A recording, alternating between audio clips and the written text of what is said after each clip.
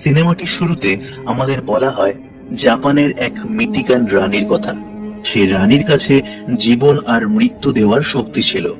রানী যাকেই ছুঁত তারই মৃত্যু হয়ে যেত। এবার সেখানকার জেনারেল সেই রানীকে দূরে একটি পাহাড়ের নিচে কবর দিয়ে দেয়, যাতে রানীর এই অশুভ শক্তি বেশি ছড়াতে না পারে। রিচার্ড সেই রানীর সমাধিটিকে খুঁজতে শুরু করে দেয়। রিচার্ডের মাথায় এতই আবেগ ছিল যে সে তার পরিবারেরও চিন্তা করেনি।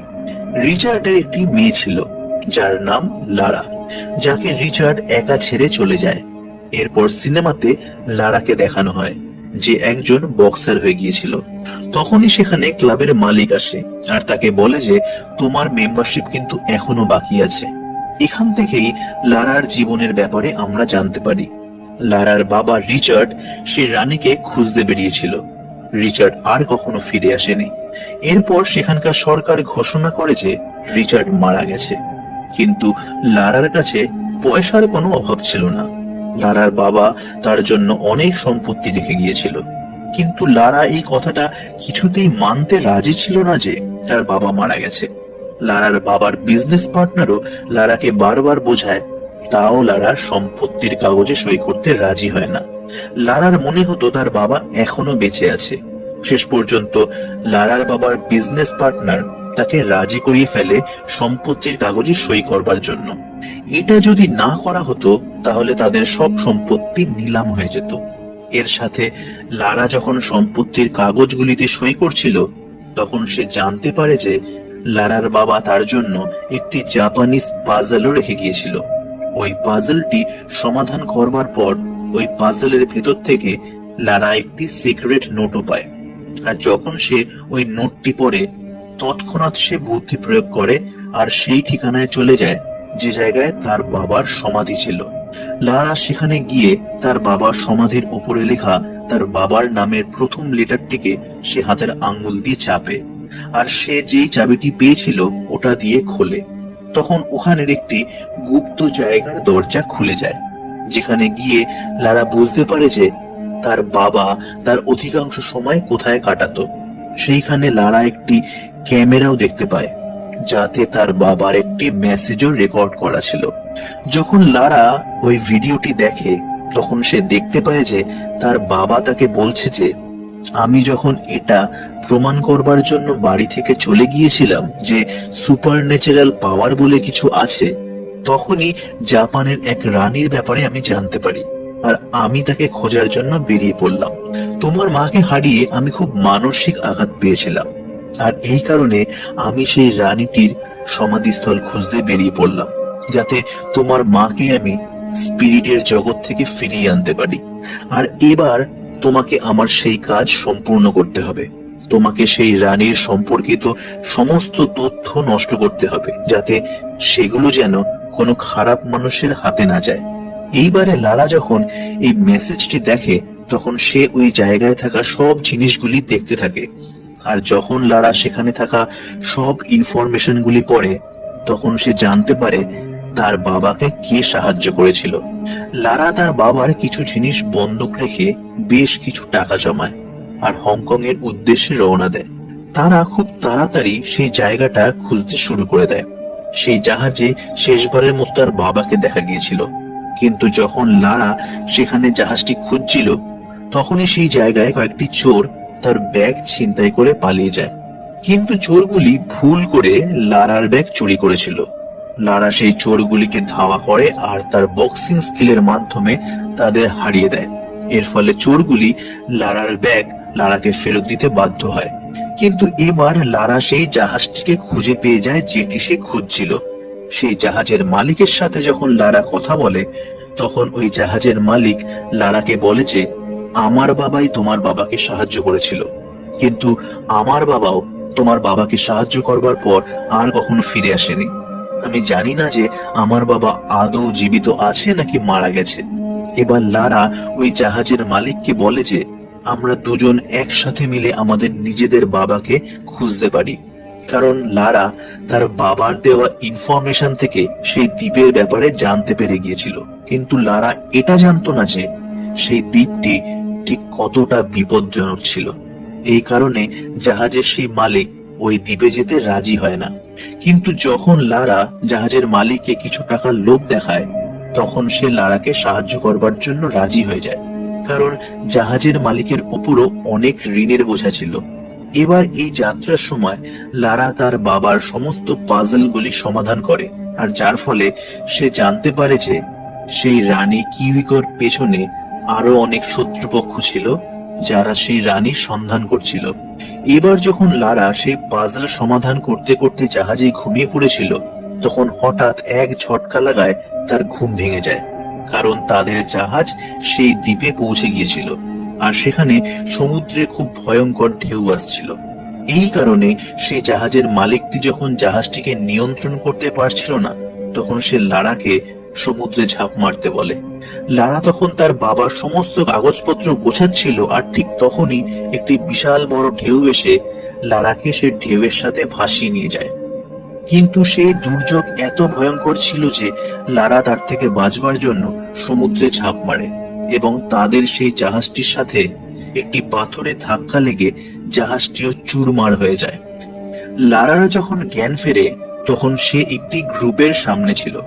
সেই গ্রুপের লিডার লারাকে বলে যে, রানীর সেই সমাধি খুঁজতে গিয়ে আমি তোমার বাবাকে মেরে ফেলি। এবার যখন তারা লারার ব্যাগ থেকে তার বাবার জার্নাল পায়, তখন তারা লারাকেও শ্রমিক বানিয়ে দেয়, আর কিউইকোর ঠিকানার উদ্দেশ্যে বেরিয়ে পড়ে।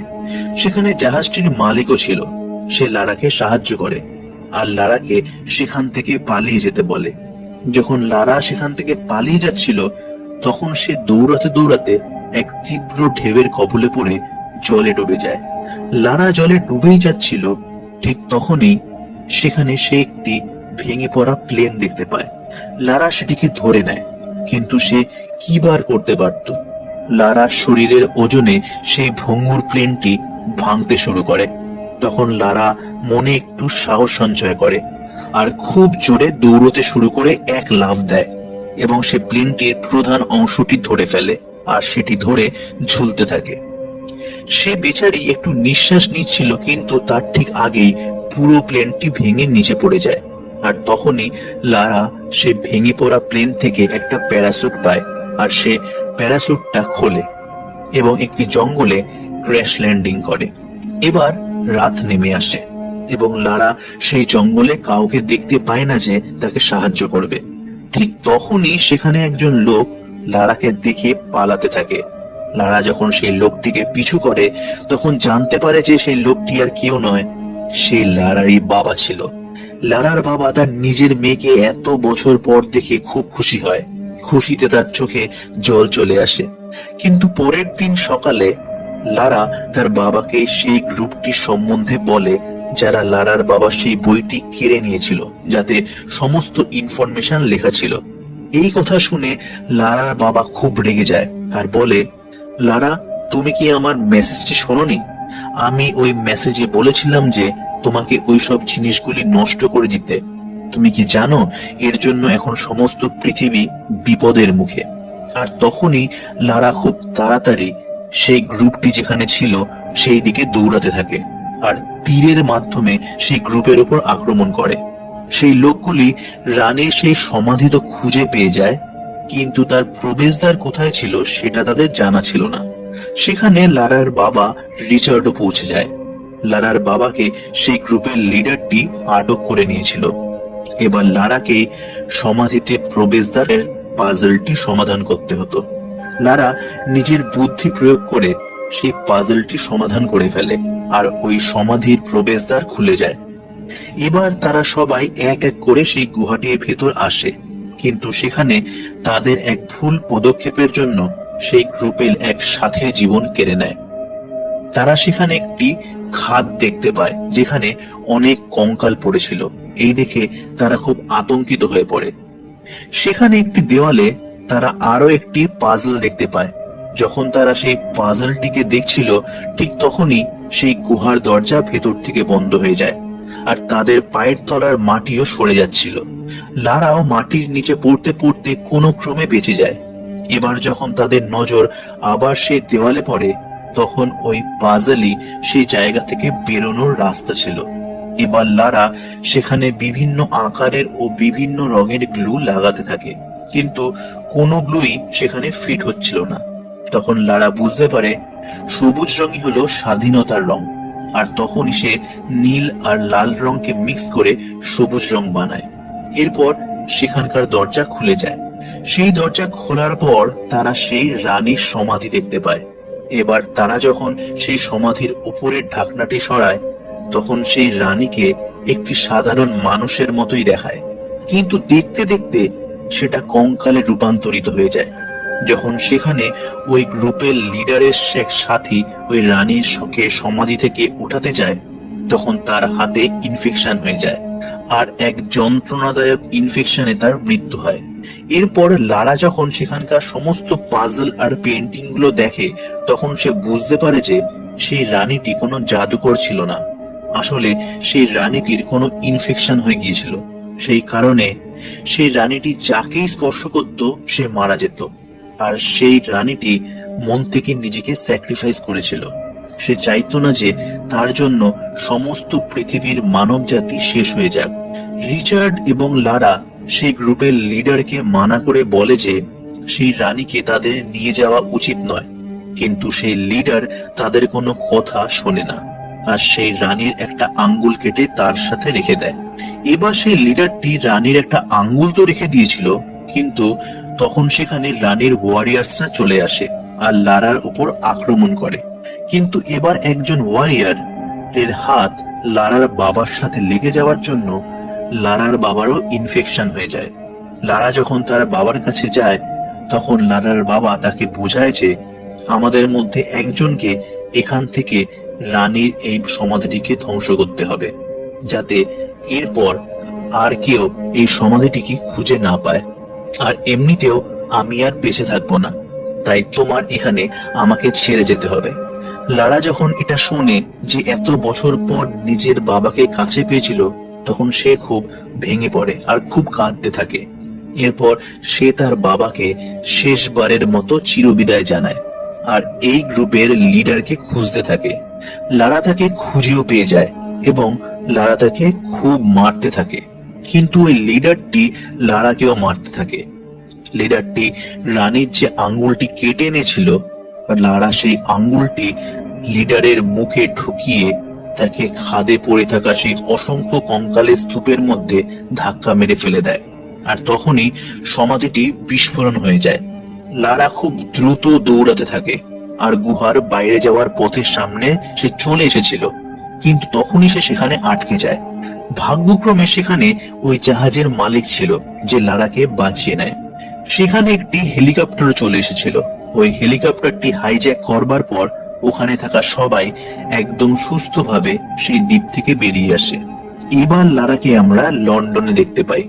সেখানে সে তার বাবার সমস্ত সম্পত্তিকে অ্যাকসেপ্ট করে।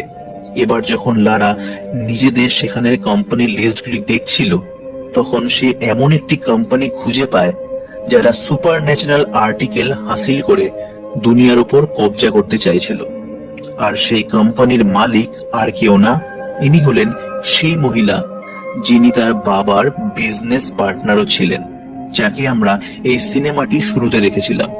আর এই বিজনেস পার্টনার এনার কাজ এটাই ছিল যে লারাকে বিজনেসের কথায় জড়িয়ে রাখা, যাতে লারা তার কাজের মধ্যে না আসে। এখন যখন লারা সবকিছু জেনে গিয়েছিল, তখন লারা সিদ্ধান্ত নেয় যে সে ওই বিজনেস পার্টনারের মোকাবিলা করবে, আর সে এরকম কিছু হতে দেবে না। এইভাবে এই সিনেমাটি শেষ হয়ে যায়।